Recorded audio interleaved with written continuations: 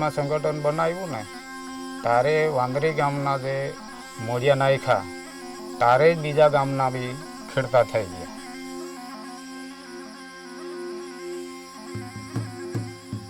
જ્યારે અમે સંગઠન બનાવ્યું ત્યારે હું એ જ જણાવતી હતી કે આપણે લડવાનું છે, અન્યાયની સામે લડવાનું છે કે આપણી પાસે બીજું કશું જ નથી, આપણી પાસે સત્ય છે.